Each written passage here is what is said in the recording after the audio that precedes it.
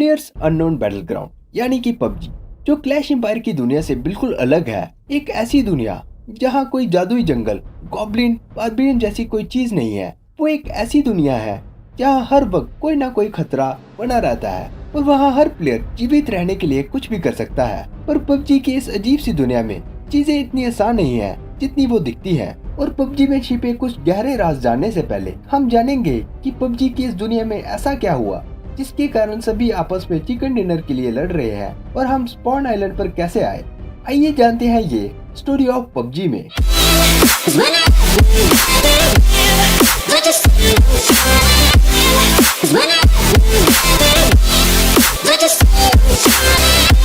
इससे पहले कि मैं आज की कहानी शुरू करूं, अगर आपको ऐसे ही मजेदार कहानी सुनना पसंद है तो इस चैनल को जरूर सब्सक्राइब करेगा और साथ में नोटिफिकेशन बेल को दबाना मत भूलेगा। और अगर आपको ये कहानी पसंद आए तो इसे अपने दोस्तों के साथ भी जरूर शेयर करेगा। तो चलो शुरू करते हैं। ये सब 1965 की बात है। वर्ल्ड वॉर 2 को बीते 20 साल हो गए थे। दुनिया भर में ज्यादातर देश शांति की ओर बढ़ रहे थे, सिवाय कुछ प्रॉक्सी वॉर के। कोई भी बड़ी वॉर उस समय नहीं हो रही थी। पर इन सब बदलावों में एक जगह जिसके बारे में ना ही किसी ने सुना था और ना ही उसका कोई वजूद था, वो एक आइलैंड था जिसका नाम था एरेंगल, जो असल में किसी नक्शे पर भी नहीं है। पर ये एक सुबह की बात है। उस आइलैंड पर एक छोटा लड़का जो समुद्र के किनारे पे खड़ा था, उसने उस आइलैंड पर कुछ जोरदार धमाके सुने और जब उसने देखा तो उसने पाया कि आइलैंड के ऊपर बड़े जहाज उड़ रहे थे और वो उनके आइलैंड पर हमला कर रहे थे। उस लड़के को समझ नहीं आ रहा था कि वहाँ क्या हो रहा था और धमाके को देखकर वो काफी डर भी गया था। हमले की वजह से पूरा आइलैंड तबाह हो गया था और हर जगह आग लग गई थी। क्योंकि वो लड़का डरा था, वो एक जगह जाकर छिप गया। वो बस सुरक्षित अपने घर पर पहुंचना चाहता था। पर जब वो छिपा था, उसने उस आइलैंड पर एक सैनिक को गोली चलाते हुए देखा।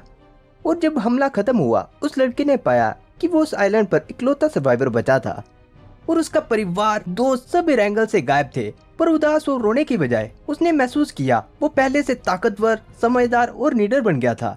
पर वो नहीं चाहता था कि वो ही इकलौता सर्वाइवर हो जो उस खतरनाक हमले में से बचकर निकला हो। इसलिए उसने फैसला लिया कि वो अपने घर यानी कि एरेंगल को एक लड़ाई के मैदान में बदल देगा, जहां वो अपनी तरह और सर्वाइवर को उस आइलैंड पर उतारेगा, पता लगाएगा कि कौन सबसे खतरनाक सर्वाइवर है। क्योंकि हमले के बाद एरेंगल पे कोई चीज खाने के लिए नहीं थी, वो चिकन डिनर बहुत जरूरी था।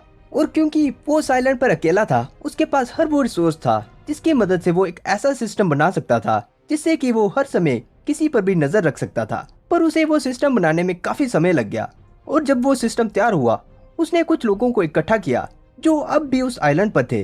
उन लोगों को इकट्ठा करने के बाद उसने उन्हें एक स्पॉन आइलैंड पर भेजा, जहां से वो उन्हें एक साथ प्लेन की मदद से एरेंगल में पहुंचा सकता था और पता लगा सकता था कि कौन है असली सर्वाइवर।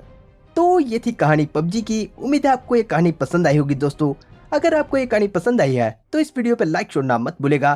पर ये कहानी यही खत्म नहीं हुई है। हम आने वाली वीडियो में जानेंगे कि एरेंगल के अंदर गन्स पहले से कैसे आ जाती हैं, स्पॉन आइलैंड पे वो लोग कौन थे और वो वहाँ कैसे पहुंचे थे, और हम और भी पबजी में छिपे गहरे राज के बारे में भी जानेंगे। तो आज की कहानी में बस इतना ही दोस्तों। उम्मीद है आपको ये कहानी पसंद आई होगी और साथ में जाने से पहले कमेंट्स में जरूर लिखिएगा कि आप अगली स्टोरी किसकी देखना चाहोगे। पबजी के बाकी मैप्स के बारे में, ब्रॉल स्टार के किसी ब्रॉलर की, क्लैश ऑफ क्लैंस से आर्चर, गॉब्लिन या फिर किसी और ट्रूप की, या फिर आप पबजी की सक्सेस स्टोरी देखना चाहोगे। ये एक ओरिजिन स्टोरी थी। अगर आप सक्सेस स्टोरी देखना चाहोगे कि पबजी कैसे बनी थी, उसका नाम कैसे आया, या फिर ऐसी चीजें, तो कमेंट्स में जरूर लिखिएगा। तो आज की कहानी में बस इतना ही। देखने के लिए शुक्रिया। फिर मिलते हैं कोई मजेदार कहानी के साथ। देखने के लिए शुक्रिया। फिर मिलते हैं।